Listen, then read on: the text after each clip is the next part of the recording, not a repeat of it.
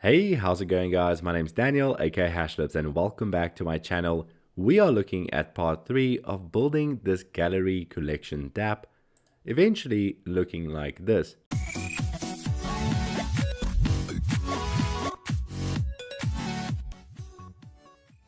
In the previous video, part 2, we actually finished the header section. So if you want to follow along, follow this video tutorial series. It's in a playlist, and this is part 3, where we will be looking at connecting and interacting with the smart contract. Okay, so in order for us to understand what we're going to do is let's look at the end result. We've got all of these NFTs over here. And no, they are not living in the same contract. In fact, each one of these NFTs have their own existing smart contract. What this means is later on in the video series, I will actually show you how to read from multiple contracts. But for now, let's take a look at OpenSea of one of these contracts. Here is the time travel artwork. Now, firstly, what we'll need to do is go down and click on an NFT. We are basically finding its address. Once we're in this detail view, scroll down to the details drop down and then click on the contract address.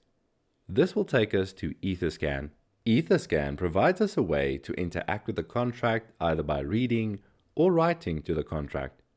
Let's click here on the contract over there and click on read.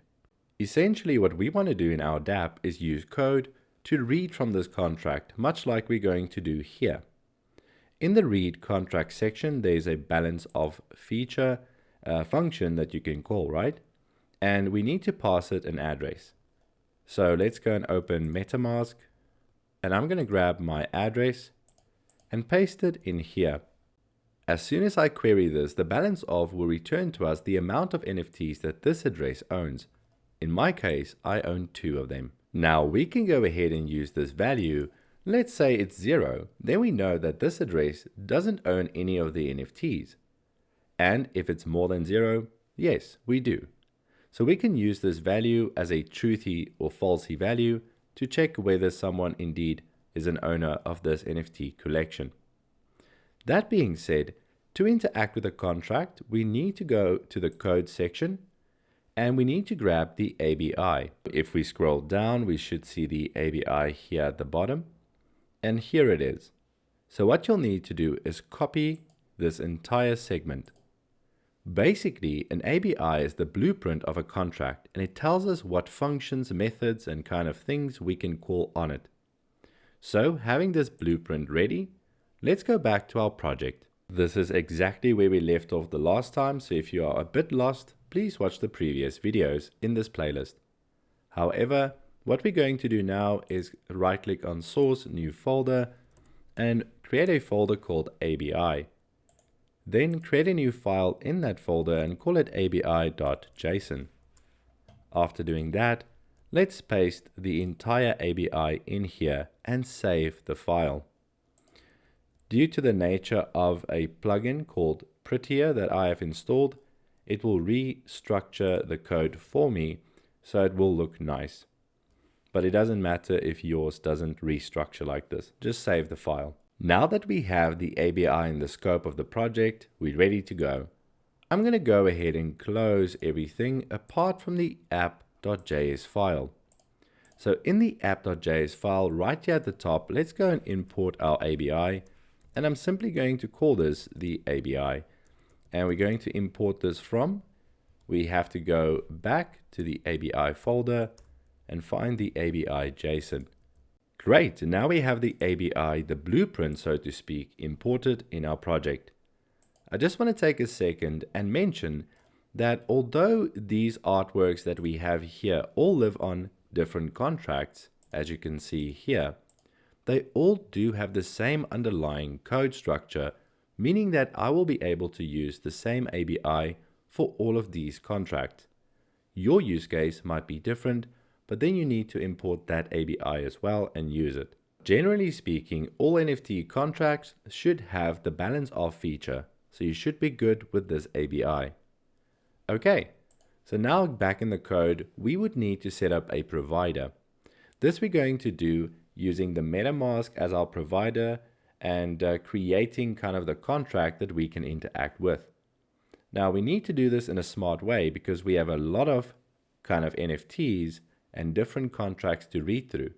So we'll implement this in a function. There are many ways of doing this next step. How I like to do it is create a variable where I save my provider. So what I'm going to do is I'm going to say I need a provider and I need a way to set the provider as well. So I'm going to use a state variable and initialize this to be null. So initially the provider will be null, and now we're going to create one. So just underneath this function, what I'm going to do is I'm going to say const, and I'm going to say this is our temp provider. And this we're going to equal to a new ethers provider. So we're going to search for the providers, and the one that we want is the web3 provider, which we get to pass in our MetaMask instance, right? Our provider from MetaMask. So we can pass it window.ethereum. Now that we have this, let's go ahead and set our provider to our temp variable over here. And now we should have a provider stored in this variable ready for us to use and creating a contract, whatever the case might be. For the next step, what we're going to do is create a function over here called balance, and this will be an asynchronous function. And in this function, we are going to try and create a contract instance and read the balance of function on the contract and return the results. Our first step will be to create a contract, and we're going to use the ethers library to do this. So new ethers.contract. And what does it need? So if we hover over here, we can see that we need the address, we need an ABI, and a provider. For the address, we can go back to the contract here on Etherscan, copy the contract address, go back and paste it. Then we can simply pass the ABI variable because we have it here at the top, as well as our provider, which we now have stored over here. And this should give us a contract instance. Okay, so let's go ahead and read the balance. I'm going to create another variable and I'm going to call this temp balance. Now that we have that, we're going to query the contract itself that we've created over here. And we want to call a function on it, and that function is indeed our balance of function. For the balance of, it will need to take in our address. So we have to go back to MetaMask, go and copy our address and put it in here. Now, this function over here is asynchronous, so we will need to wait for it here at the beginning. And once we get the results back, we can simply log this out. Now, we might need to turn this into a string. So you can say to string. Otherwise, it's a big number. And because I saved, it reformatted. But basically, we're going to query the balance of function. It's going to wait, return, and we're going to log it out and see the result. At this point, nothing will happen because it's in a function and we need to call the function. So technically, we can call it here right after we initiate. But what I want to do is just copy this stuff, paste a new button, maybe call this get balance, and in here call the balance function. Now I'm going to save this, go back to our application, and here's our get balance button. If I right click, inspect, and go to the console, and I now refresh my page, click on get balance, it should give me back the balance of that address. And we can see indeed it is 2. Now we know that we can get the value back of a given contract's balance for an address. We are ready to go. We need to keep in mind that we actually need to do this for all of these NFTs. And if we go back to the code, we can see that currently we've got an address hard-coded for one contract, as well as the address of the person's MetaMask wallet. Let's go and see if we can add some kind of data source like a list that we can render through and do this balance count on. Technically, we need some kind of list that's going to store all those NFTs data. So in the source directory, let's go and create a new folder and call it data. In here, I'm going to create a new file and maybe call it data.json. And in here, I'm going to create an object with one key, call it list. The list would be an array and an array of objects. Now here we go. I did this as an example for us to have a look at how this program is going to work. This list is going to consist of multiple of these objects. Each object will have an ID, an address to the contract, a name, a type, owner, link, and account. Each one of these objects will now correspond to basically an NFT. Now, you might notice that there's no image key, and the reason is I've made the decision to pull the images rather locally in here than from IPFS or an online source. The reason is IPFS is sometimes a bit slow, and I want this application to be fast. So if I already know how the image of that NFT is going to look like, I might as well include it here. And we will make reference to that image based on the ID and the type.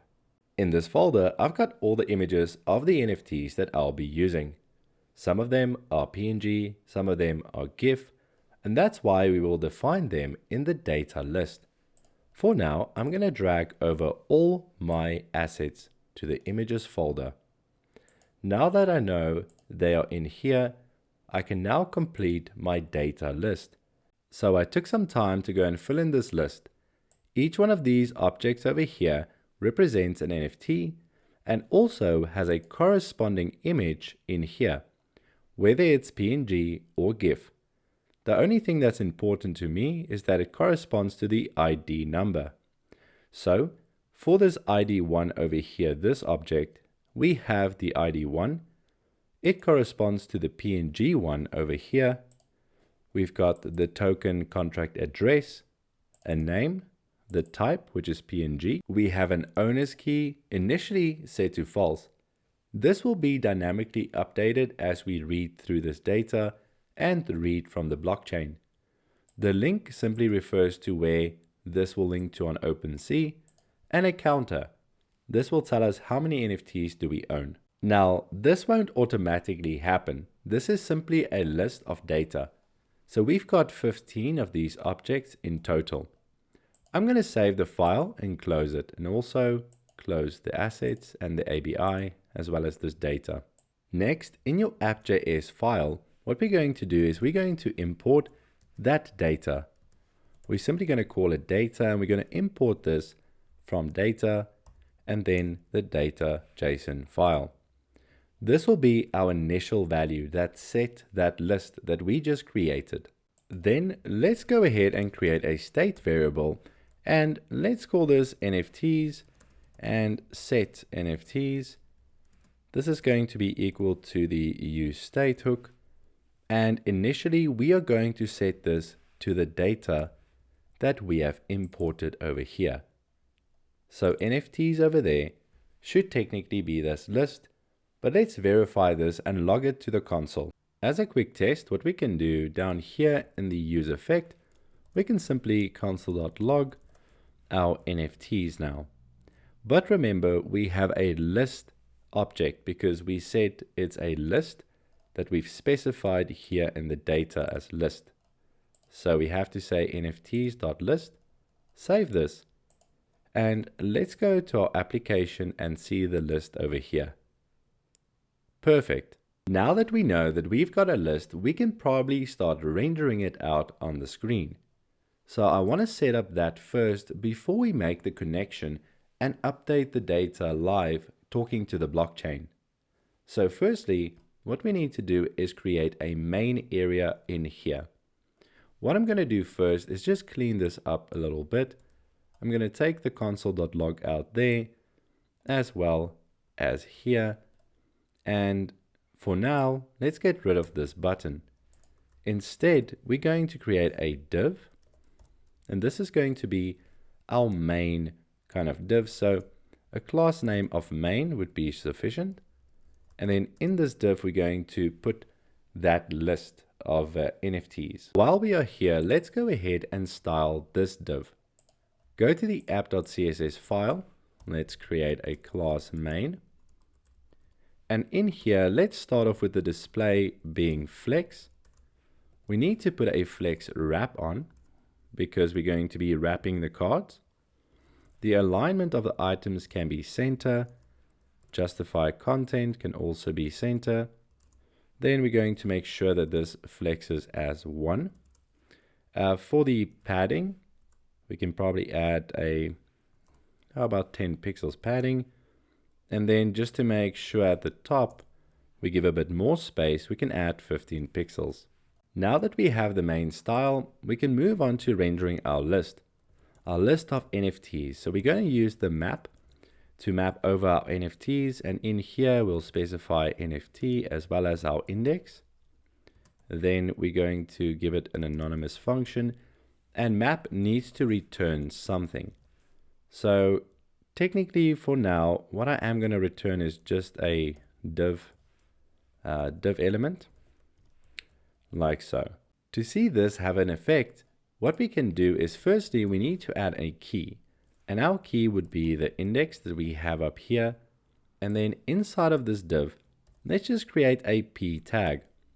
For now, what I'm going to render is the nft.name, right? But we need to wrap these in curly brackets. We also need to remember that it's not just NFTs, but it's nfts.list.map. So now that we're mapping over the list of NFTs, we're going to grab the name of each one and render it in this main container. So save this, go back, and here we can see all of the names. Degen Dance, YOLO YOLO, Inevitable Intellect, all in this wrapped main container. Next, what we can do is add an image. So let's add an image like so. Let's specify the source. Now for this source, because we need it to render on the fly, we need to use require. So we're going to require this. And this is going to come from the assets, then images. But at this point, we need this to be very dynamic. As you can remember in the data, we are going to rely on the index as well as the type. Back in app.js, what we can do is instead of using double quotation marks, let's use backticks. Then over here, we're going to use a $sign and our brackets. This time saying we want the NFT.id, then dot, again, $sign, this time NFT.type. This should give us that dynamic image linking to our assets in here. So let's save this and go back to our app. And yes, we can see all the images, but they are huge. This looks pretty cool. But let's go back and add some styling to actually the image as well as this paragraph tag. In here, we could probably give this a class name of art or NFT text. And over here, let's give this a class name of NFT image. So back in app.css, let's go and do the NFT image. Over here, I think we should give it a width of 120 pixels, as well as a height of 120 pixels. Then maybe we can do a border radius of 5 pixels as well. For the NFT text, we're going to simply, first of all, start off by aligning the text as center.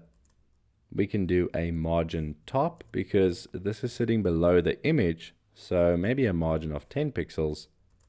And then a font size smaller than our header. So maybe at 14 pixels. That should be fine. So save this and let's go check them out. The size looks correct, but the placement is kind of off. So let's wrap this and kind of give the card itself a style. So for the card styling, we're going to add a class name This one we're going to refer to as card. Go to the app.css file, specify the card, and now we're going to involve a bit more technical styling here. For the width, I'm going to make use of the clamp feature in CSS, where we're going to say that the minimum should be 120 pixels. Then, all around it should technically be 30 vertical height. It should try and fit in there. And then maximum, we're going to clamp it at 200 pixels. Clamp is a nice way to keep things a bit more responsive. What we're going to do now is add a height to the card, and this is going to be a fixed 200 pixels height. I also want to add some padding, where we're going to specify a 2 and 16. Then after that, we need to display this as flex as well. As you can tell, I love using flexbox. The flex direction here is going to be column. We're going to align the items center, and we're going to justify the content center. And lastly, let's add a margin of 5 pixels just to give it some space between. Here we go. Let's go ahead now and go and check out the results. Perfect. This is basically the layout of our page. We can see that the cards are nice and responsive. Even if we go into a mobile view and start squishing these around, you can see this is nice and responsive. This is looking fantastic. Well, we're not so far away from completing this dapp. The only thing left to do is basically hook up the blockchain part now and do an iterative function so that we can read all the data and display it differently. We'll also add these kind of links, as well as make sure that we add the right icons and show you how to build this dapp. But for now, this is the end of part 3. As we jump back into the code, I'm just going to close these files and just focus on the app.js, and let's minify all these folders as well, setting us up for part 4 coming next. Now, if you enjoyed this content, please leave me a big fat thumbs up, comment below, tell me what your favorite section and which parts you want to learn more about. Apart from that, remember to subscribe for more content like this, and till the next video, cheers for now.